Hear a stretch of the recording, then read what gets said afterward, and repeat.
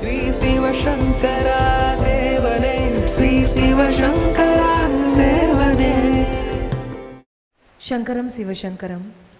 Isaac Newton, Albert Einstein, Charles Darwin மற்றும் Sigmund Freud போன்ற வெளிநாடுகளை சார்ந்த விஞ்ஞானிகள் மற்றும் மேதைகள் அனைவரும் அப்ஸ்ட்ராக்ட் திங்கர்ஸ் ஆக இருந்திருக்கிறார்கள்.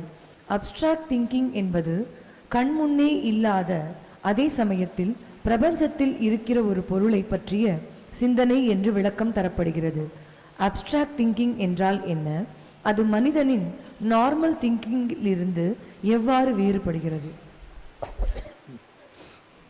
உலகத்தில் குரங்கில் இருந்து தான் மனிதன் தோன்றினான் அப்படின்னு டார்வின் சொன்னான் இல்லையா? From monkey game the human.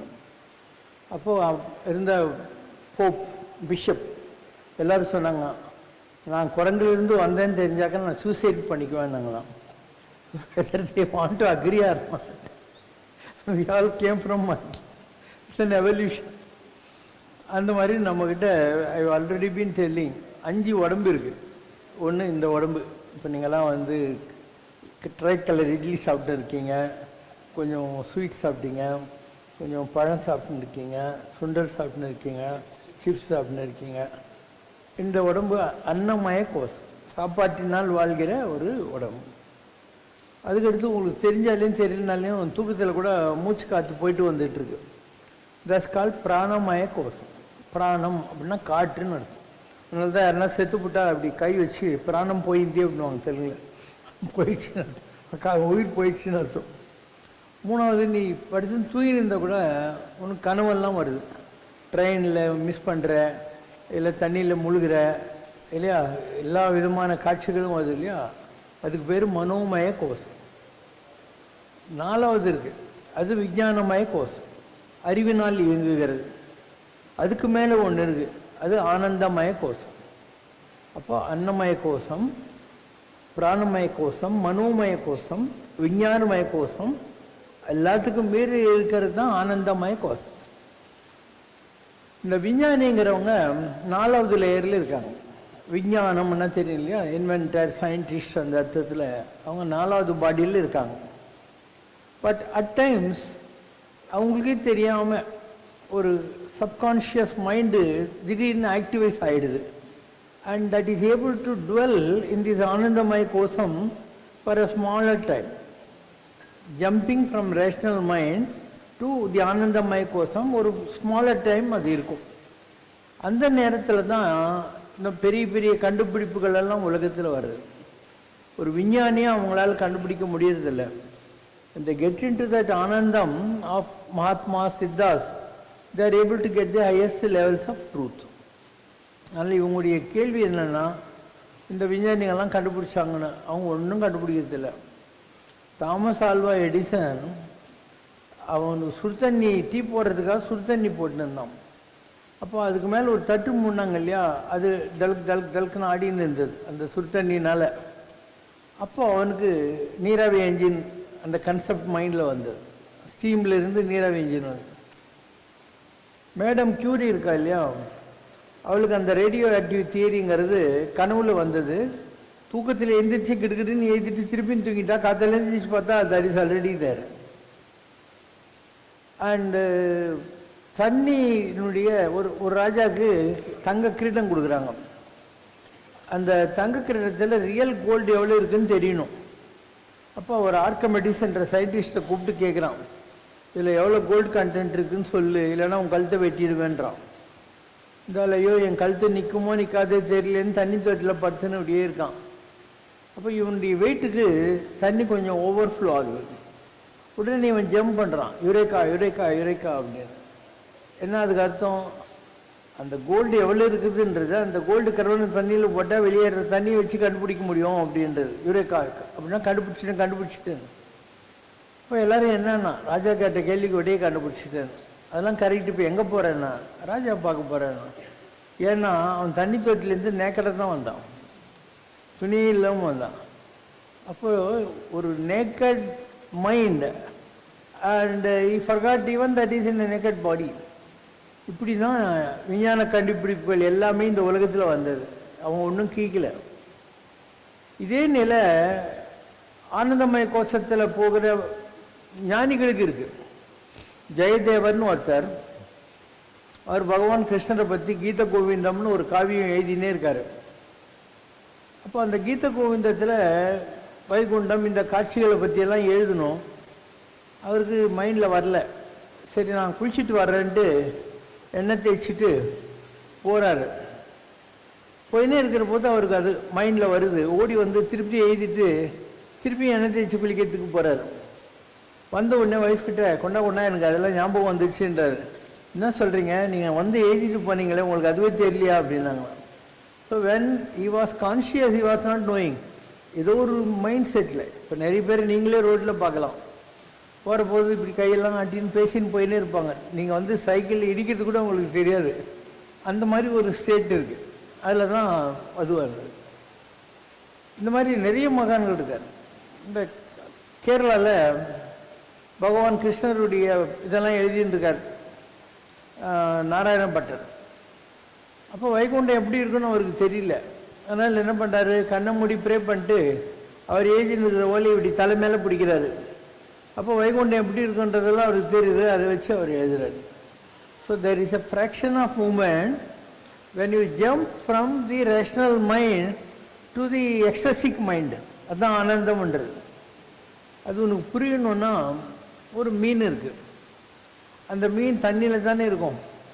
தண்ணியை குடிக்கும், தண்ணியை சாப்பிடும், தண்ணியிலேயே மீன் குட்டி போட்டு கண்ணால் பார்த்து அதை பொறிக்க வைக்கும். எல்லாமே தண்ணியில் நடந்துது அது. அந்த மாதிரி யார் ஒருத்தன் இந்த ஆனந்தமய கோஷத்தை ரீச் பண்ணிட்டானோ அவன் ஆல் த டைம் தண்ணி அடிக்காமே தண்ணி அடித்த மாதிரி இருப்பான். You will be always floating in that bliss and ecstasy. ஆனால் அவ்வளோ ஈஸியாக வந்துடாது. எல்லா மறை என்னை மறந்தனாலும் சொல்லாய் முருகா சுரபூபதியே. எல்லாம் போய் எதுவுமே இல்லை, நான் ஒழிந்து நீயாக வேண்டும். இதை சான்ஸ்கிரிட்டில் வாச்சா மகோச்சரம் என்று சொல்கிறார்கள். சொல்லில் விளங்கா நிர்வாணம் என்று சொல்கிறார்கள். நிர்வாணம்ன்றது துணி இல்லாமல் இருக்கிறது இல்லை, மைண்டில் எண்ணங்கள் இல்லாமல் இருக்கிறது. A thoughtless mind is நிர்வாணம். இதான் மகாவீரர் புத்தர்லாம் சொல்லுகிற நிர்வாணம் என்று சொல்லக்கூடியது. உங்களுக்கே வரும் இதெல்லாம். ஆனால் இப்போத்துக்கு உங்களுக்கு 3 மைண்டு வேலை செய்யுது. நீங்கள் ஃபிசிக்கல் பாடியில் இருக்கீங்க, ஓகே. மூச்சு விட்டுன்னு இருக்கீங்க, ஓகே. பிராணமய கோஷம் இஸ் ஆக்டிவ். தூங்குற போது உனக்கு விதவிதமான கனவுகள்லாம் வருது. அதிலே அழுகுற, அதிலே சிரிக்கிறியா, அதிலே லவ் பண்ணுற, அதிலே ட்ரெயினை மிஸ் பண்ணுற, அதிலே தண்ணியில் முழுகிற, இதெல்லாம். ஸோ அந்த மனோமய கோஷம் உங்கள்கிட்ட இருக்குது. இந்த 4-5க்கு நீங்கள் இன்னும் போகலை. என்றைக்கு போகிறீங்களோ அன்றைக்கி தான் இந்த கேள்விக்கு விடை நான் என்ன சொல்லிகிட்டு இருக்கேங்கிறது உங்களுக்கெல்லாம் புரியும். இப்போ நாங்கள்லாம் இருக்கோன்னா ஒரு பிளாங்க் மைண்டுக்கு எங்களால் போயிடுறோம். அந்த மைண்டில் ஒன்றுமே இருக்காது. மைண்டில் ஒன்றுமே இருக்குது, ஜீரோ மைண்ட் தான் இருக்கும். அண்டு பிளாங்க் மைண்டுக்கு போக முடியுமானாக்கா that is our experience. We are able to go. ஏன்னா உங்களுக்கெல்லாம் குடும்பம் இருக்குது, பொண்டாட்டி பிள்ளை குட்டி இருக்குது, நாளைக்கு வேலைக்கு போகணும், ஏதோ கமிட்மெண்ட்லாம் இருக்குது. எனக்கு என்ன கமிட்மெண்ட் இருக்குது, ஒன்றும் கிடையாது. So a person who has nothing to do on this earth will be able to reach that blank mind. ஏதோ ஒரு ஆக்டிவிட்டி இருக்கிற வரைக்கும், அட்டாச்மெண்ட் இருக்கிற வரைக்கும், ரிலேஷன்ஷிப் இருக்கிற வரைக்கும் இட் இஸ் நாட் பாசிபிள். ஒரு பட்டம் இருக்குது, காத்தாடி. அதை நீ கையில் பிடிச்சின்னு வரைக்கும் இப்படி ஆட்டலாம், இப்படி ஆட்டலாம், எல்லாம் பண்ணலாம். அதை விட்டுட்டுன்னு வச்சுக்கோயேன், அந்த பட்டம் எங்கே வேணால் பறக்கும். இட் ஹஸ் ஒரு அன்லிமிட்டெட் ஃப்ரீடம். அந்த மாதிரி இந்த எண்ணங்களை நீங்கள் தான் பிடிச்சி வச்சுருக்கீங்க. ஏன்னா உங்களுக்கு தெரியும், இப்போ 6:41 ஆச்சு, பாபா ஒரு 8 மணிக்குள்ளே முடிச்சுடுவார், வீட்டுக்கு போகணும் எல்லாம். ஏன்னா you are already having a dual mind. இங்கே இருக்கிற போதே அதை பற்றி நினச்சிக்கிட்டு உட்காந்துருப்பீங்க. இன்னும் நிறைய பேர் நாளைக்கு ஆஃபீஸ் இல்லை, சண்டே, மண்டே ஆஃபீஸ் பற்றி இப்போ நினச்சின்னு. That is the reason why you are unable to jump into that ecstatic mind. ஆனந்த வெள்ளத்தை அமிழ்த்து வித்தான் காணேடிங்கிறார். ஒரு டப்பு நிறைய சந்தோஷத்தை ரொப்பி அதில் ஒன்றை போட்டு முக்கி எடுத்தா எப்படி இருக்கும், அந்த மாதிரி எனக்கு அனுபவம் கிடைச்சதுன்னு மாணிக்க வாசகர் சொல்கிறார். வெள்ளம்னா தண்ணி, ஆனந்த வெள்ளத்து அமிழ்த்து வித்தான் காணேடி. ஸோ இது அனுபவத்தில் தான் உங்களுக்கு தெரியும். நான் மைக்கில் என்ன தான் புரிகிற மாதிரி விளக்கமெல்லாம் சொன்னால் கூட உங்களுக்கு புரியாது. Next question. இருவினை ஒப்பு என்று சைவ சித்தாந்தம் சொல்கிறதே, அதுவும் அமுதத்தை பிறருக்கு கொடுத்துவிட்டு ஆலகால விஷத்தை தான் உண்ட தியாகேசன் பரமசிவனின் இந்த செயல்தான் இருவினை ஒப்புக்கு முன்னுதாரணம் என்று சொல்லப்படுகிறதே, இது சரிதானா? ஒரு மனுஷன் இன்பம் துன்பம் இந்த ரெண்டையும் தாண்டி போறது இருக்கு இல்லையா, அதுக்கு அந்த வார்த்தையை நீ யூஸ் பண்ணலாம். இருவினை ஒப்புதல், எல்லாத்தையும் ஒரே மாதிரி பார்க்கறது, ஈக்குவானிமிட்டி ஆஃப் மைண்ட், சமநிலை அப்படின்னு. அப்போ ரெண்டுத்தையும் ஒன்றா பார்க்கக்கூடிய நிலை எத்தனை பேருக்கு வந்துடும்? இன்பத்துள் இன்பம் விளையான், துன்பத்துள் துன்பம் உருவான் இறன். எந்த சந்தோஷத்தையும் எவன் தேடலையோ அவனுக்கு கஷ்டம் எங்கேருந்து வந்துடும்? அவன் தான் எதையுமே தேடலையே. ஆறா அவாவை நீங்கள் பின் அந்நிலையே பேரா இயற்கை தரும். யார் ஆசையை விட்டானோ அவன் தன்னுடைய நிஜஸ்வரூபமாகிய தெய்வத்தை புரிந்து கொள்வான். பேரா இயற்கை என்னன்னா, what is your true nature அப்படின்றான் இல்லையா. இந்த true nature is what you are God. You forgot that you are God. So you will understand that. So a person will go into the blank mind only when he has no expectation. சந்தோஷமும் இல்லை துக்கமும் இல்லை. அந்த நிலையை அடைகிற போது அதை நீங்கள் புரிஞ்சுக்குவீங்க. அது வரைக்கும் எக்ஸ்பிளைன் பண்ணுறது வேஸ்ட்டு தான். மகாராஷ்டிர மாநிலத்தில் இருந்த சுவாமி சமர்த்தா என்ற மகான்தான் அக்கல்கோட் மகாராஜ் என்று அழைக்கப்பட்டார். அவர் உடலை விடுவதற்கு முன்பு அவருடைய சீடர் ஒருவருக்கு தான் ஷீரடியில் பிறக்கப் போவதாகவும் அங்கு வந்து தன்னை பார்க்குமாறும் கூறியிருக்கிறார். அவர்தான் ஷிரடி சாய் பாபாவின் சரீரத்தில் வந்தார் என்று மகாஜோதி ஆன்மீகத்தில் வெளியிடப்பட்ட தங்களுடைய அருளுரை பதிவு ஒன்று கூறுகிறது. அதே சமயத்தில் ஷிரடியில் ஒரு குறிப்பிட்ட இடத்தை ஷிரடி சாய்பாபா தோண்டச் சொன்ன போது அதில் பத்மாசனத்தில் அமர்ந்திருந்த ஒரு எலும்பு கூட்டையும் அதன் அருகில் இருந்த அணையா விளக்கையும் பார்த்து முற்பிறவியில் நான் கபீர்தாசராக இருந்ததாக ஷிரடி சாய் கூறியிருக்கிறார் என்று. கபீர்தாசனாக இருந்த போது எனக்கு குருவாக இருந்த ராமதாசருடைய சமாதி இதுன்னு சொன்னார். அதனால் அவருடைய குரு ராமதாசருடைய சமாதி. இந்த பிரிவில் ஷிரடி பாபா வந்தபோது அவருடைய குரு வெங்கூசா. வெங்கூசான்னா வெங்கடாஜலபதிங்கிற வார்த்தையை நான் சொல்லியிருக்கேன். அதுக்கு என்ன காரணம்னா, திருப்பதியில் ஒரு ஆள் இருந்தார், அவர் பேர் ஹாத்திராம் பாபா. அவர் பிள்ளையாருடைய சொரூபத்தில் இருந்தார். ஒவ்வொரு நாளும் பெருமாள் அவர்கிட்ட வந்து நைட்டு தாயம் விளையாடுவார். இதெல்லாம் சினிமாவில் பார்த்துருந்தீங்கன்னா தெரியும், வெங்கடேஸ்வர மகாத்மத்தில். இந்த உலகத்தில் ஒரே ஒரு ஆள் வந்து கண்டினியூஸாக டிஃப்ரெண்ட் பர்த் எடுக்கிறதுக்கு என்ன காரணம்னா, அவங்க பிறப்புலேருந்து சாகர் வரைக்கும் ஒரே மாதிரி இருக்க மாட்டாங்க. அவங்க ஜாதகத்தில் இந்த ஞானியா சித்த புருஷனா ரிஷியா இருக்கிறதுக்கு சில கிரகங்கள் இருக்கும். அந்த கிரகங்கள் அவங்க சார்ட்டில் எப்போ வருதோ அப்போது ஒரு ஸ்பிரிட் அவங்க உடம்புல இருக்கும். அதுக்கு முன்னாடியும் இருக்காது, அதுக்கு பின்னாடியும் இருக்காது. ஒருவேளை முன்னால் இருந்தால் அந்த குறிப்பிட்ட டைமில் தான் அது தன்னை எக்ஸிபிட் பண்ணிக்கும், தன்னை வெளிப்படுத்திக்கும். அதனால் நீங்கள் ஒரு கேலண்டர் போட்டு இந்த ஏஜ்லேருந்து இந்த ஏஜ் இந்த ஏஜ் இந்த எல்லாம் பார்த்தீங்கன்னாக்கா உங்களுக்கு புரியவே புரியாது இது. ஏன்னா இட்ஸ் எ ஸ்பிரிட். அப்பா அம்மாங்கிறது ஒரு எலும்பு தோல். அந்த எலும்பு தோல் பெற்று போட்டு இன்னொரு எலும்பு தோல் தான் நம்ம எல்லாம். Flesh and blood have given birth or can give birth to only flesh and blood. Unless you are born with spirit, you don't enter the kingdom of God. Bible.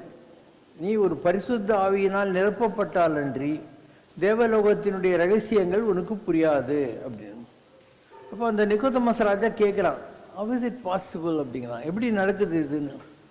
அதுக்கு இயேசு சொல்றாரு, no one knows from where the wind blows nor where it goes, so is it with a person filled with the Holy Spirit. நம்ம மூக்குக்குள்ள அந்த காற்று எங்கேருந்து வந்துச்சின்னு தெரியுமா, இது எங்கே போக போகுதுன்னு நமக்கு தெரியுமா, அந்த மாதிரி இது நடக்குது அப்படிங்கிற வார்த்தையை இயேசுநாதர் சொல்கிறார். அப்போ இயேசுநாதர் 12 வயசில் போயிட்டு 20 வருஷம் அமர்நாத் திபெத்து எல்லா ஊர்லேயும் சுற்றிட்டு 32வது வயசில் தான் வராரு இல்லையா. அப்போ ஜான் த பேப்டிஸ்ட், யோவான் ஸ்நானகன்ற இல்லையா, அவன் எல்லாருக்கும் தண்ணி இல்லை ஞானஸ்தானம் கொடுத்துன்னுக்குறான். உங்களுக்கெல்லாம் இந்த பூணூல் கல்யாணம் பண்ணாங்க இல்லையா, அந்த மாதிரின்னு வச்சுக்கோங்க.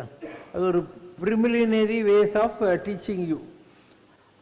அப்போது எல்லோரும் கேட்குறாங்க, ஆர்வித எலியா ஆகிறாங்க, நீங்கள் தான் கடவுளுடைய தூதுவனான்னு. சொல்கிறார், நோ, வரக்கூடிய தீர்க்கதரிசியினுடைய ஷூ லேசை கட்டுற அளவு கூட எங்கிட்ட பவர் கிடையாதுன்னுவான். தூரத்தில் இயேசு வந்துக்கினே இருப்பார். உலகத்தின் பாவங்களை சுமந்து தீர்க்கிற தேவனுடைய ஆட்டுக்குட்டி அதுவும் வந்து கொண்டு இருக்கிறதுன்னு அவர் இயேசு கிட்ட வருவார். இவன் தண்ணி எடுத்து அவருக்கு அனாயிண்ட் பண்ணுவான். அது இவன் அனாயிண்ட் பண்ண உடனே ஒரு புறா வந்து இவருடைய ஷோல்டர் மேலே உட்காரும். அந்த புறா தான் அவருடைய குரு. அமர்நாத்தில் இருக்கிற புறா தான் அவருடைய குரு. இவன் இந்த இது பண்ண உடனே பூணூல்கள் பண்ண மாதிரி இவன் பேப்டைஸ் பண்ண உடனே அவருடைய குருநாதர் வந்து ஷோல்டரில் உட்கார்றாரு. ஓகேவா? அவன் படத்தை கொண்டாடுறதுக்கு போயிட்டான். அதுதான் போய்க்கிறான்.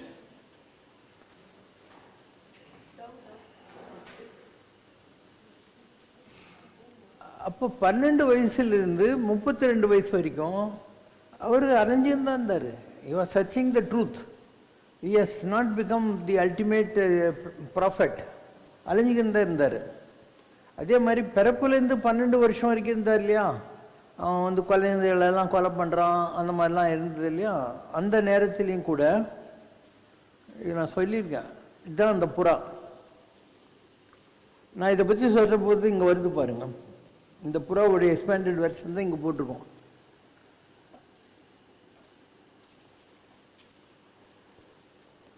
இந்த புறா தான் அமர்நாத்தில் இருந்த அமர்நாதர். இயேசுவோடைய குருவே அவர் தான். இவர் 12 வயசுலேருந்து 32 வயசு வரைக்கும் அங்கே போய் லாமாஸு டிபெட்டு அங்கெல்லாம் இருந்து விஷயத்தெல்லாம் கற்றுக்கிட்டு, நம்ம லைப்ரரியில் இந்த புக்கெல்லாம் இருக்குது, நீங்கள் படிக்க மாட்டேங்கிறீங்க. ஜீசஸ் லிவ்ட் இன் இந்தியான்னு ஒரு புக் இருக்குது. The Aquarian Gospel of Jesus கிரைஸ்ட்னு ஒரு புக் இருக்குது. And we have this books, you should read. இப்போ டிபெட்டில் வந்து அவருடைய குருவை சந்திக்கிறார் அமர்நாத் கேவில். அவர்கிட்ட நிறைய விஷயம் கற்றுக்கிறாரு. இவருக்கு அந்த நேரம் 32 வயசில் தான் வரணும்னு இருக்கிறதுனால அந்த ஜான் பேப்டைஸ் பண்ண உடனே அந்த ஹோலி ஸ்பிரிட் இவருக்கு வந்தது. அப்போ தான் அவர் ஜீசஸ் கிரைஸ்ட் ஆகிறாரு. ரொம்ப நாள் இல்லை, 32 வயசுக்கு ஞானம் கிடச்சி ஒரு 36 வயசு 4 வருஷம்தான் அவர் ஆக்டிவாக இருந்தார். 36 வயசில் 4 வருஷம்தான் ஆக்டிவாக இருந்தார். அதுக்கு முன்னாலேயும் இல்லை, 12 வயசு வரைக்கும் இல்லை. அவங்க மேரியும் ஜோசப்பும் வந்து மாட்டுத் தொழுவத்தில் பெற்றெடுத்தாங்க. ஹெரோடு கிங் வந்து எல்லாரையும் கொலை பண்ணுறான்ட்டு அங்கேருந்து தப்பிச்சு போனாங்க. கொஞ்சம் சர்ச்சில் அங்கே 1 or 2 எக்ஸ்பீரியன்ஸஸ். அதுக்கப்புறம் அலைய ஆரம்பிச்சிட்டாரு. இங்கெல்லாம் சுற்றி வளைச்சி திருப்பியும் அங்கே போகிறாரு. அங்கே போன பின்னால் தான் இந்த ஒயிட் டோ எக்ஸ்பீரியன்ஸ் எல்லாம் அவருக்கு வருது. இது ரொம்ப பெரிய விஷயம். நீ போய் எந்த கிறிஸ்டியன் பாதிரியாரையாவது, ஈவன் உங்கள் போப்பாண்டவரையாவது கேட்டுப்பாரு, அவங்களுக்கு தெரியாது. ஏன்னா அவங்க எல்லாருமே வந்து ஒரு ஸ்கிரிப்சர் அண்ட் புக்கிஷ் அவங்கெல்லாம். இது நிஜமாகவே உனக்கு அந்த மாதிரி ஒரு அனுபவம் உனக்கு வந்திருந்தா தான் நான் என்ன சொல்கிறேன்றது புரியும். இல்லைன்னா அவங்க பைபிளை படிச்சுவிட்டு அதில் இருக்கிறத வச்சுக்கிட்டு உனக்கு அதே தான் திருப்பி அச்சமாக வரைச்சின்னு உட்காந்துப்பாங்க. இந்த மாதிரி ஒரு எக்ஸ்பீரியன்ஸ் ஏற்றுக்கு வந்தோன்றதே அவங்களுக்கு தெரியாது. இது ஆன்மீகத்தில் இருக்கிற ஒரு எனிக்மா. ஒரு வேஷத்தினால உங்கள்கிட்ட விஷயம் வந்துடாது. நிஜமாகவே உனக்கு ஞானம் கிடைச்சாதான் நான் சொல்கிறதெல்லாம் புரியும். ஸோ சிவசங்கர் பாபா பல விஷயங்களை ஆன்மீகத்தில் இப்படி தான் கற்றுக்கிறாரு. இதெல்லாம் புக்கில் தெரியாது, நமக்கு தெரிய ஆரம்பிக்கும். அதுக்கப்புறம் அதுக்கு எவிடன்ஸ் கிடைக்கும். ஏதோ ஒரு புக்கிலையோ இல்லை ஏதோ ஒரு ஸ்கிரிப்சரில் ஒரு ஃபோட்டோ எப்படியாவது ஒரு வர ஆரம்பிக்கும். அதனால் ஒரு ஆள் பிறந்ததிலிருந்து லாஸ்ட் வரைக்கும் ஞானத்தோடு இருக்க மாட்டான்.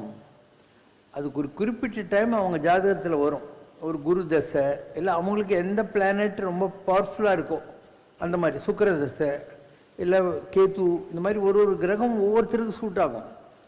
அந்த நேரத்தில் தான் அவங்க மகானாக இருப்பாங்க. அதுக்கு முன்னாலேயும் இல்லை, அதுக்கு பின்னாலேயும் இல்லை. இந்த விஷயங்கள்லாம் நம்பவே மாட்டேங்கிறீங்க. இப்போ எந்த ஒரு மகானாக இருந்தாலும், இப்போ ஷிரடி பாபாவுக்கு அவருடைய குரு வெங்கூசா வந்து ஞானத்தை கொடுக்குற வரைக்கும் அவர் ஒரு பக்கிரி, கடவுளை தேடி அலைஞ்சிக்கிட்டு இருந்த ஒரு ஆள், ஒரு பக்தன், அவ்வளோதான். அவர் குரு வந்து அந்த மலட்டு பசு மாட்டை தடவி கொடுத்து இந்த பாலக்குடின்னு அந்த பவரை கொடுத்த போது தான் அவர் ஷிரடி பாபா ஆகிறார். அதே மாதிரி வெங்கடராஜு புட்டபர்த்தியில் பிறந்து ஒரு சாதாரண கொல்லா கம்யூனிட்டியில் சுற்றிக்கிட்டு இருந்தார். ஒரு பெரிய புத்துக்கிட்ட போகிறார் புட்டலபர்த்தின்ற இடத்துல. அவர் ஏதோ ஒன்று அவரை கடிக்குது.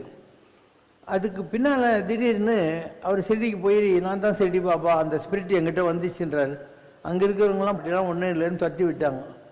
தென் he comes back to Puttaparthi and start materialising things. And அவருக்கு ஒரு கூட்டம் சேருது. அதை பார்த்துட்டு மற்றவங்கெல்லாம் வராங்க. அப்படி நான் வந்து திருவண்ணாமலை போனேன். அப்போ அவர் சொன்னார், சிவசங்கரா யார் ராமசுரத்குமார் சாமி, you know Adyar banyan tree has fallen அப்படின்னாரு. ஆமாம் பேப்பரில் பார்த்தேன்னு. No banyan tree ever falls, எந்த ஆலமரமும் கீழே விடுறதில்ல, அந்த விழுதுகள் டேக் ஓவர் பண்ணிடும். You know J Krishnamurti did nothing, everything was given to him on a golden plate by Annie Besant அப்படின்னாரு. அன்னி பெசன்ட் எல்லாத்தையும் எடுத்து கொடுத்தா, like that somebody is waiting to give யூன்னார். அது மாதிரி ஒன்று கொடுக்கறதுக்கு ஒரு ஆள் காத்துக்கிட்டு இருக்காரு. த time has come, you to go to him அப்படின்னாரு. அடுத்த வரி சொன்னார், you to go to Puttaparthi அப்படின்னாரு. நான் வேணுன்னு ஜஸ்ட் நோ அப்படின்னு இப்போ போங்கிறாரு திருவண்ணாமலையில். It was not in my plan. 70 ரூபாய் தான் கட்டியிருந்தது. அப்போ மகேந்திரகுமார் ஜெயின்னு ஒரு பையன் பெங்களூரில் எனக்கு தெரியும், திருவண்ணாமலை எம்எல்ஏவாக இருந்தால் பவன்குமாருடைய சொந்தக்கார பையன். எனக்கு அவனுக்கு கோடிசாமிக்கிட்டே தெரியும். அவன் சொன்னான், நான் பெங்களூர் தான் போகிறேன், போகிற வழியில் உன்னை பழமநேர்லேருந்து பஸ் ஏற்றி விட்டுறேன் புட்டபர்த்திக்குன்னா. காரில் கொண்டு போய் பஸ் ஏற்றினா 400 ரூபாய் எனக்கு ஜோபியில் கொடுத்தான். நான் புட்டபர்த்தியில் போய் 9 நாள் இருந்தேன். மகாசிவராத்திரி அன்றைக்கி அங்கே தான் இருந்தேன். அப்போ பாபா என்ன அவருடைய டிவோட்டிஸ் வீடுங்களுக்கு எல்லாம் கூட்டின்னு போகிறாரு. எல்லா இடத்துலையும் விளக்கேற்றி எல்லாம் பூஜை கேஜா பஜன்ஸ் எல்லாம் பண்ணிகிட்டே இருக்காங்க. அதுக்கப்புறம் வந்து அவருடைய காலை காட்டுறாரு, இவ்வளோ பெருசாக வீங்கியிருக்கு. ஒரே நீ நடவலேக்க போத்துனான்றா அப்படின்னாரு. டே என்னால் நடக்க முடியலன்னு, நான் I'm tired, I have done this work for so many years, I am tired அப்படின்னு அர்த்தம். அங்கேருந்து நான் நேராக திருவண்ணாமலைக்கு வந்தேன். வந்த உடனே விசிறி சாமியார் எனக்கு தெரிஞ்ச ஒரு ஃபேமிலி அப்போ இருந்தாங்க அங்கே, அலங்கார் கன்சம் பிள்ளைன்ட்டு. அவங்கக்கிட்ட சொல்கிறாரு, ஸ்ரீடி பாபா புட்டபர்த்தி பாபா, திஸ் இஸ் சிவசங்கர் பாபா. என் பேர் சிவசங்கர் தான், அவர் தான் இந்த பேரை அப்போ தான் வச்சார். Shirdi Baba Puttaparthi Baba, this is Sivashankar Baba, is Arunachal Baba, is our Baba அப்படிங்கிற வார்த்தையாக அவர். இந்த சீக்வன்ஸ் எப்படி வருது? நேரம் வந்துடுச்சு நீ போ அப்படிங்கிறார்.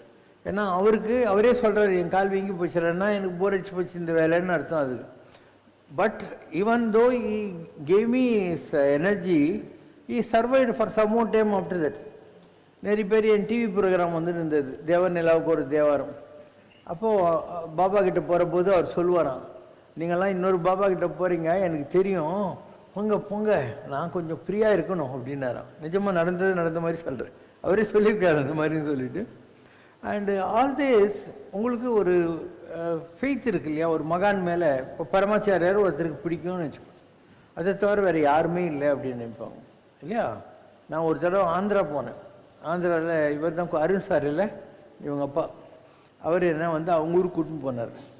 அவங்க ஊரில் ஒரு சத்சங்கம் அரேஞ்ச் பண்ணாங்க. நான் அப்போ தெலுங்குலேயே ஒரு ஃபுல் ஸ்பீச் கொடுத்துக்கிறேன் அவங்க ஊரில், இப்போ கூட இருக்கும்.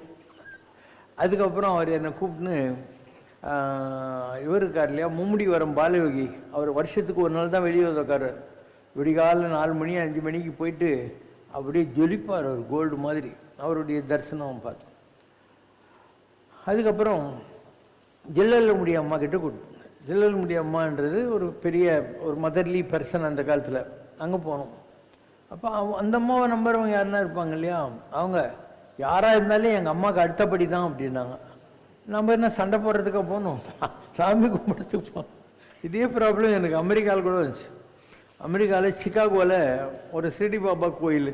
அப்போ அவங்க அரசியெல்லாம் நடத்திட்டு இருந்தாங்க. நம்ம வெயிட் பண்ணிட்டு இருந்தோம். அப்போ அந்த அங்கே இருக்கிறவங்க சொன்னாங்க, which are Baba is there only after Shirdi Baba அப்படின்னாங்க. நான் சொன்னேன், நான் சண்டை போட்டேன் அவங்ககிட்ட. இது வந்து ஒரு ஹீரோ வர்ஷிப் மாதிரி. அவங்கவுங்களுக்கு ஒரு இருக்குது, அவங்க குரு சின்ன ஆளோ பெரிய ஆளோ அதை பற்றிலாம் நமக்கு ஆர்குமெண்ட்டுக்கு நான் போகல. ஆனால் அவங்கள பொறுத்து மாற்றினா அதுதான் அல்டிமேட். உனக்கு எந்த ஒரு விஷயமும் ஈஸியாக கிடச்சிச்சுன்னா நீ நம்ப மாட்டேன். ஒரு பந்தாக்ஸ் காட்டணும், பார்க்கவே முடியாது இப்படி எப்படின்னு சொல்லணும். நிறைய நான் காட்ரேஜ் கம்பெனியில் அனிமல் ஃபீட்ஸ் 1B இண்டஸ்ட்ரியல் எஸ்டேட்டில் டிரான்ஸ்போர்ட் பண்ணிக்கிட்டு இருந்தேன். ஒரு நாளைக்கு 10 லாரி அனிமல் ஃபீட்ஸ் கேரளா அங்கே எங்கெல்லாம். அப்போ எப்போ பார்த்தாலையும் அங்கே இருக்கான் இல்லையா, அவன் சொல்லுவான் இஸ் வெரி பிஸின்னுவான். அப்போ எனக்கு தெரிஞ்சு ஒரு ஆள் சொன்னான், ஒரு பிஸியும் இல்லை சார், உள்ளே இண்டு பேப்பர் படிச்சுன்னு இருப்பான். இது ஒரு தமாஷ். இந்த உலகத்தில் ரொம்ப பிஸின்னு காட்டிக்க, நிஜமாக பெர்ஃபார்ம் பண்ணுறவனுக்கு எல்லா டைமும் கிடைக்கும். இப்போ நான் இங்கே வரேன், என்கிட்ட ஒரு 30 பேர் வராங்க, சிறுமூஞ்சி இல்லாமல் எல்லாருக்கிட்டையும் பேசுறதுனா அவங்க என்ன சொல்கிறாங்களோ கேட்குறேன்னா இல்லையா, என் வேலையை நான் பார்த்துக்கிட்டே இருக்கிறேன்னா. So a performer will always find time இந்த சோம்பேறி தான் எப்போ பாரு பிஸின்னுவான், டைம் இல்லைன்னுவான். Otherwise if you are a performer, time is உனக்கு ஒரு குறையே இல்லை, அது ஒரு ப்ராப்ளமாகவே இருக்காது. வாழ்க்கையில் நான் எல்லா மகான்களையும் பார்த்துருக்கேன். அண்டு சில இடங்களில் அந்த மகான்களுக்கு இதெல்லாம் தெரியும், அதாவது கூட இருக்கிறவங்களுக்கு தெரியாமல் போகலாம். ஆனால் அந்த மகான்கிட்ட ஏதாவது பவர் இருந்தால் அவன் கரெக்டாக கண்டுபிடிச்சிடுவான். நீ வாயை திறந்தும் ஒன்றும் சொல்ல தேவையில்லை, உன் விசிட்டிங் கார்டு கொடுக்க தேவையில்லை, ஒன்றுமே கொடுக்க தேவையில்லை. நான் சொன்னேன் இல்லையா, குரு ஹனுமன் தான்ட்டு ஒரு சைனாக்காரரு, கடப்பா சச்சிதானந்த சாமியுடைய டிசைபிள், இங்கே ஆனந்த் தியேட்டருக்கு ஜாக்கி சான் ஃபிலிம் டிஸ்ட்ரிபியூட் பண்ணுறதுக்காக வந்து பீச்சில் உட்காந்துக்கிற போது அவர் குரு வர்றாரு. Oh, this time you come in a Chinese body அப்படிங்கிறார். என்னடா இப்படி சொல்கிறான்னுட்டு அந்த ஆள்கிட்ட கடப்பாக்கு போனார், பெங்களூர் போனார், எல்லாம் பார்த்துட்டு அவர்கிட்ட உபதேசம் வாங்கிட்டு இருக்கார். அவர் ஹனுமான் உபாசனை பண்ணுறாரு. அவரை பார்க்கறதுக்கு மலேசியாவில் அவர் சரம்பான் இல்லை, கேலேருந்து ஒரு 4 hours போன மலாக்கா இன்னும் அந்த ஊரில் இருந்தார். அப்போது குணா தான் என்னை கூட்டின்னு போனார். அவர் பூஜை பண்ணிகிட்ருக்கிறாரு. நான் உள்ளே நுழையிறேன், குணா அவங்க ஒய்ஃபு நாங்கள் உள்ளே நுழையிறோம். இப்படி என்னை பார்த்துட்டு water Ganesha has come to plus me அப்படிங்கிறாரு. வாட்டர் கணேஷான்னா என்னது? தண்ணியில் இருக்கிற கணேஷான்னு. தண்ணியில் எந்த கணேஷா இருப்பான்? சுக்லாம்பரதன் விஷ்ணு, என்ன சுக்லாம் விஷ்ணு, தண்ணியில் இருக்கிற கணேசனாங்க விஷ்ணு தான். என்ன நம்பிக்கை வரல. இப்போது உன் பேர் முனியம்மான்னு வச்சுக்கோ, மிஸ்ஸஸ் முனியம்மா ராமசாமி, மிஸ்ஸஸ் முனியம்மா கந்தசாமின்னு வைப்பாங்களா இல்லையா? அந்த மாதிரி சாமி என்ன பண்ணுறாங்க, லக்ஷ்மி கணபதினு வைக்கிறாங்க. அப்போ கணபதியோட பொண்டாட்டி இல்லாமையா லக்ஷ்மியை போய் கணபதின்றாங்க, லக்ஷ்மி நாராயணாங்கிறாங்க. யாராவது வந்து லக்ஷ்மி பசுபதி, லக்ஷ்மி சிவன் சொல்கிறாங்களா? சொல்ல மாட்டாங்க. நீ பார்த்தேன்னா கேலண்டரில் பிள்ளையர் உட்காந்துருப்பார், ஒரு பக்கம் இந்த அம்பாள், இன்னொரு பக்கம் இன்னொரு அம்பாள் உட்காந்துருப்பாங்க, நடுவில் அவர் மாத்திரம்தான் இருப்பார். ஏன்னா அவருக்குள்ளே அது ஆவாகனமாக இருக்கு. ஸோ இதெல்லாம் வந்து ஆன்மீகத்தில் உனக்கு பின்னால் தான் புரியும், ரெண்டாவது விஷயம் இல்லை அப்படிங்கிறது உனக்கு தானாக புரிய ஆரம்பிக்கும். So our water Ganesha has come to bless மீங்கிறார். அவர் பூஜை பண்ணி முடிச்ச உடனே அவங்க வீட்டுக்கு கொண்டு போகிறார். அவர்கிட்ட இந்த மாதிரி ஒவ்வொரு சிம்மாசனமும் 25 லட்சத்துலேருந்து 30 லட்சம் இந்த மாதிரி அதில் மந்திர தகடுலாம் வச்சுருக்காங்க. அது மேலே யாரும் உட்கார முடியாது. விக்ரமாதித்தன் சேர் மாதிரி கீழே தள்ளி விட்டுரும் ராங்கானால் உட்காந்தான்னாக்கா. என்ன இதில் உட்காரு அதில் உட்காருன்றாரு. 5 சிம்மாசனம் இருந்துச்சு, ஒன்றுத்துலேயும் உட்காந்தேன். ஒன்றுத்துலேயும் உட்காந்து அவருக்கு நான் வாக்கு கொடுக்குறேன், எல்லாத்தையும் கை கட்டின்னு கேட்டுனே இருக்காரு. அதுக்கப்புறம் அவர் சொல்கிறார், எனக்கு எவ்வளவோ டவுட்டெல்லாம் இருந்தது. அவர் சாதாரண ஆள் இல்லை, மலேசியாவினுடைய ஃபார்மர் பிரைம் மினிஸ்டர் மகத்திற்கு அவர் அட்வைசர், அவ்வளோ பெரிய ஆள் அவர். And I had a lot of doubts. You are clear. So whenever you come to Malaysia, you should come to me. இது ஒரு உதாரணத்துக்கு. அதேமாரி அமெரிக்காவில் நான் ஒரு பார்க்கில் உட்காந்துருக்கேன் எங்கேயோ, think Las Vegas or somewhere. Then one person came to me and showed a book, universal லவ்னு இருக்கும். He is also a great man. Who showed me that he is a great man. So God's people are all over the world. And if you are destined, அவங்கள நீ பார்ப்ப, எங்கிருந்தாலும் பார்ப்ப, it will happen. People who are come to work for God are available all over the world. ஒவ்வொருத்தருக்கும் வேறு வேறு வேலை இருக்கும். அந்தந்த நாட்டில் அந்தந்த மக்கள் இருந்து தேர்ந்தெடுக்கப்பட்டவர்கள் வர்றாங்க. சைனா, இந்தியா, இதெல்லாம் வந்து very ancient countries. We started to the spiritual search long back before the others came up to civilization. அதனால் இந்த நாடுகளெல்லாம் வந்து இன்னும் நிறைய பேர் இருப்பாங்க. அதனால் பைபிளில் இயேசுநாதர் சொல்வார், the kingdom of God will be taken away from you and will be passed on to a country which bears more fruits. Jesus said it will not be in என்ன வருது, யூரோப்பில் வராது, அங்கே இருக்காது. இன்னும் நல்ல ஆன்மீக பூமிக்கு இந்த பவரெல்லாம் மாற்றப்படும். அந்த மாதிரி மாற்றப்படுகிற போது நான் இருக்க மாட்டேன். It is good that as Jesus he goes away, then only we will be able to send another Messiah who will believe him and who will talk the same language which Jesus spoke. பாரு படிக்க சொல்றேன் பாரு. But when the Father sends the Comforter, கம்ஃபர்ட்னா என்ன? மக்களுக்கு ஆறுதல் சொல்றவன், comfort கொடுக்குறவன். Instead of me, and by the Comforter, I mean the Holy Spirit. He will teach you much as well as remind you of everything I myself have told you. But I will send you the Comforter, the Holy Spirit, the source of all truth. He will come to you from the Father and will tell you all about me, because you have been with me from the beginning. He shall praise me and bring me great honor. நான் எப்பயாவது இயேசுவை விட்டு கொடுத்துருக்கேன்னா இல்லை, கிறிஸ்டியன்ஸே மறந்து போயிருந்தாலே நான் ஒரு ஞாபகம் வச்சுன்னா அவரை பற்றி பேசின்னு இருப்பேன்.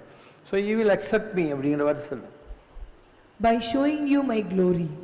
But the fact of the matter is that it is best for you that I go away. For if I don't, the Comforter won't come. If I do, he will. For I will send him to you. There is deliverance from judgment, because the prince of this world has already been judged. When the Holy Spirit, who is truth, comes, he shall guide you into all truth. For he will be presenting his own ideas, but will be passing on to you what he has heard. He will tell you about the future. For many will come claiming my name and saying, I am the Messiah, and many will be misled by them. There I tell you, the kingdom of God will be taken away from you and given to a nation that yields proper fruit. So கடவுளுடைய சாம்ராஜ்யம் என்பது இப்போ இருக்கு இல்லையா, நான் Vatican அங்கேருந்து எடுத்து வேற ஒரு கண்ட்ரிக்கு மாற்றிடுவாங்க அப்படின்னு அவரே சொல்லியிருக்காரு. ஓகேவா? அதே மாதிரி ஆந்திராவில் ஒருத்தர் இருந்தார், காலஞானம் படி வீரபிரமேந்திர சுவாமிகள். அவர் சொல்லியிருக்காரு, இந்த உலகத்துக்கு வழிகாட்டுறதுக்கு ஒரு ஆள் வருவார், அவர் எப்படிப்பட்டவர் எல்லாம் சொல்லியிருக்காரு. The Avatara of God, who shall appear on this earth by the end of 20th century, is clearly described as the God of gods. அதாவது 20ஆம் நூற்றாண்டு முடியறதுக்குள்ள அவர் வந்துருவார். அவர் சாதாரண ஆளாக நீங்கள் நினைக்காதீங்க, கடவுள்களுக்கெல்லாம் மேலான கடவுள், God of all gods. Let there be no mistake, the real Avatara of God, Lord Kalki, is no religious fakir. அவர் இந்த பரதேசி சாமியார் கிடையாது. வரக்கூடிய அவதார புருஷன் ஒரு ரிலீஜியஸ் ஃபக்கீர்னா ஒரு பரதேசி சாமியார் கிடையாது. Or sadhu, or a சாது கிடையாது.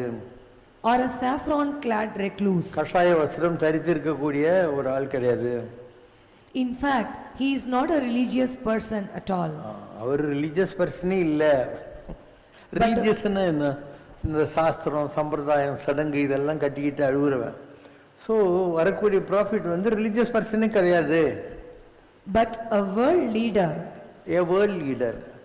உலகத்தை பற்றி எல்லாம் தெரிஞ்ச ஆளு. A born yogi. பிறப்பிலே யோக சக்தியோட பிறந்தவர்.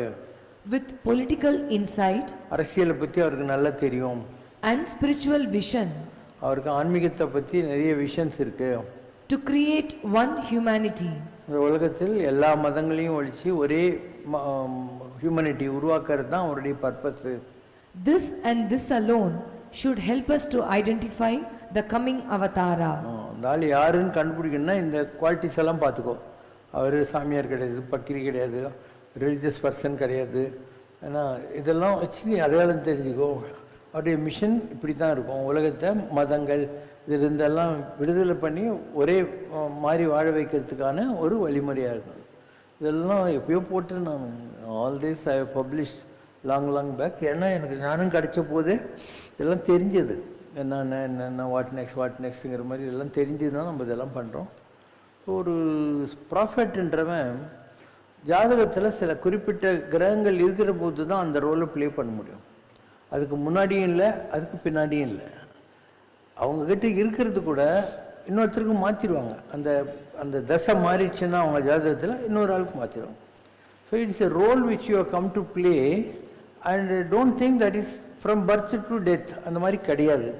இதை நீங்கள் ஞாபகம் வச்சுக்கினா தான் ஏன் மாறிக்கிட்டே இருக்குது அப்படிங்கிறது உங்களுக்கு புரியும். இப்போ ராம்சரத்குமார் சாமி இருந்தார், பெரிய மகன் தான். ஆனால் அவர் அந்த ரசம் சாதம் அதை கொடுத்து கையை கழுவின உடனே அவர்கிட்ட இருக்கிறது மாறிடும். ஏன்னா அது சேர்த்து வச்சார் இல்லை 40-45 வருஷம் அது கொடுக்கறதுக்காக மேட்ரு எனர்ஜி கன்செப்ட்னு சொல்கிறேன் இல்லையா, அந்த மாதிரி தான் எல்லாம். அப்போ வெங்குசா கிட்ட இருந்தது ஷிரடி பாபா கிட்ட வருது. அண்டு ஒவ்வொருத்தரும் இந்த உலகத்தில் அப்படி தானே கொடுக்குறாங்க. எல்லாரை விட எல்லாரும் அக்செப்ட் பண்ணுற ஒருத்தர் இருந்தார் சிரிங்கரில். அவர் பேர் நரசிம்ம பாரதி. அவர் ஒரு தடவை கைலாசத்துக்கு போனார், சிவனுடைய தரிசனம் அவருக்கு கிடைச்சது. அதுக்கப்புறம் எனக்கு இந்த மடாதிபதி வேலையே வேணான்னு சொல்லிட்டு அடுத்த ஆளுக்கு கொடுத்துட்டாரு. ஏன்னா பண்ண முடியாது. ஒரு ஹை மைண்டுக்கு போனவங்க, சிவதரிசனத்தை பார்த்தவங்க இந்த மாதிரி ஜனங்களுக்கு உட்காந்துட்டு அச்சத குங்குமம் கொடுத்துன்னு உட்காந்துருப்பாங்க. முடியாது அவங்களால. ஞானானந்தகிரி சாமி பெரிய மடாதிபதி சங்கரா மடத்தில், எனக்கு இந்த வேலை வேணான்னு சொல்லிட்டு அவர் ஜோதிர் மடத்தை விட்டு ஓடி போயிட்டு அதுக்கப்புறம் அவருடைய குருவை சந்திரபாகா நதிக்கரையில் பன்றிபுரத்தில் பார்த்துட்டு வந்தார். 400 வருஷத்துக்கு மேலே உயிரோடு இருந்தார். எப்படி இருந்தார் அவர்? நியர் பகவத் நாம போதேந்திராள், அவரும் சங்கராச்சாரியர் தான். ஆனால் இதெல்லாம் நமக்கு ஒத்து வராதுன்ட்டு அவர் அதை விட்டுட்டு கடைசியில் கோவிந்தபுரத்தில் வந்து ராமநாமம் பண்ணுறேன்ட்டு ஜபிச்சுன்னு உட்காந்துட்டார். ஒவ்வொருத்தருக்கும் ஒரு லெவல் இருக்கும். அப்போது சிவசங்கர் பாபான்றது யார்? இந்த மடங்களை எல்லாமே நான் தான் உண்டாக்குனேன். அந்நாளில் காலடியில் தான் உதித்தாய், இந்து சமயம் தலை துவங்க பாரதம் தன்னை வலம் வந்து ஆதிசங்கரர் நீயே என அறி. காலடியில் நீ தான் பிறந்த, இந்து சமயத்தை தலைக்க வைக்கிறதுக்காக நீ வந்து இந்தியா முழுக்க சுத்தின. பெறுவார் பிள்ளை ஆளுக்கு ஒரு பெயர் சூட்டுவார், ஆனால் கடை நாள் வரை நிலைக்கும் ஒரு பெயர், அது நாரணன் கருதனை கருவறை தன்னில் இட்ட பெயர் என உணர்க. யாரோ அப்பா அம்மா பெத்து போட்டாங்க நீ நினைக்காத. நாராயணன் ஒரு ஆத்மாவை உலகத்தில் உலா விடுகிற போது என்ன பேர் வைக்கிறானோ அந்த பேர் எல்லா ஜென்மத்திலையும் அவங்களுக்கு தொடர்ந்துக்கிட்டே வரும் அப்படின்னு. சரி, இது சகாதேவ நாட்டில் வந்தது. ஓகே. காஞ்சி மாப்பெரியவர் தப்பு சொல்ல மாட்டார்ல. எனக்கு 1984 அவர் தெரியும், முதல்லயே தெரியும். ஆனால் நேரில் பார்த்து பேசுறது பிப்ரவரி மாதம் 4ஆம் தேதி 1984.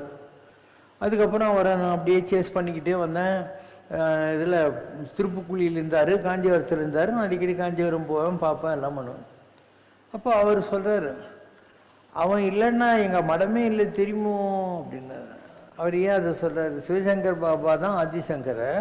ஆதிசங்கர் இல்லைன்னாக்கா சங்கர மடம் இல்லைன்னு அர்த்தம். அது இவன் இல்லைன்னா எங்கள் மடமே இல்லை தெரியுமோ அப்படிங்கிற வார்த்தை அவர் பயன். அவர் ஏன் போய் சொல்லணும்? என்னை பற்றி இப்படி சொல்லி அவருக்கு என்ன வரப்போகுது இல்லையா? ஒரு மக்களுக்கு ஒரு உண்மையான ஆன்மீகம் புரியாமல் போனதுக்கு இது காரணம். ஏன்னா தே கோ பை வேஷம் அண்ட் தேவ் நோ யார்செக் டு அண்டர்ஸ்டாண்ட் த விஷயம் in every one spirit.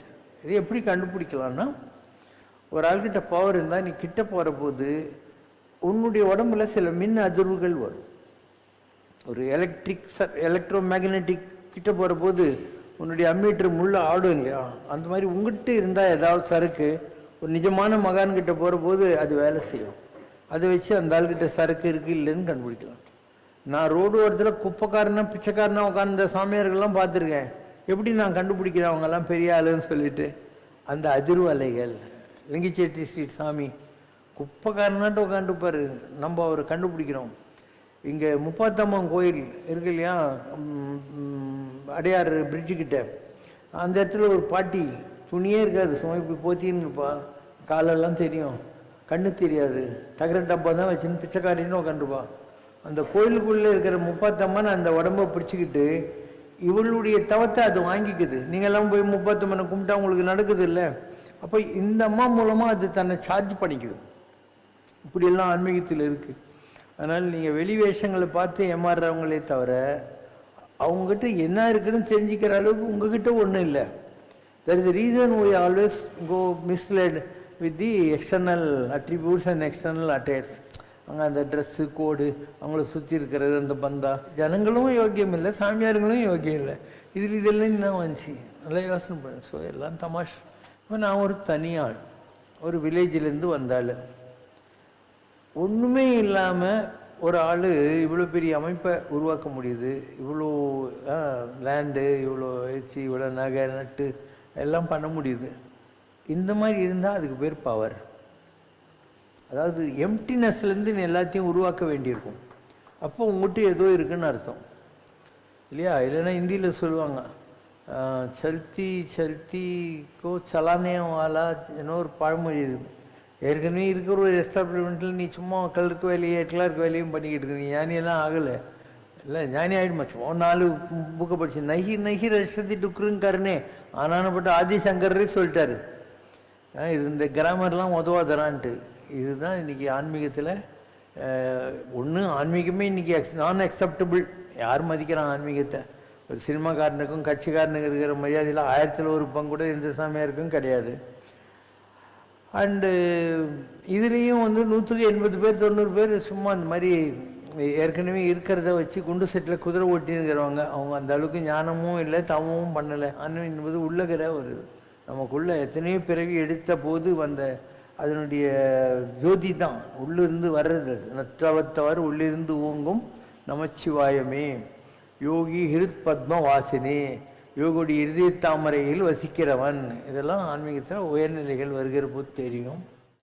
Sri சிவசங்கரம் Shruta பாரிஜாத்தம் ஓங்காரநாதம் சிவவம்சநாதம்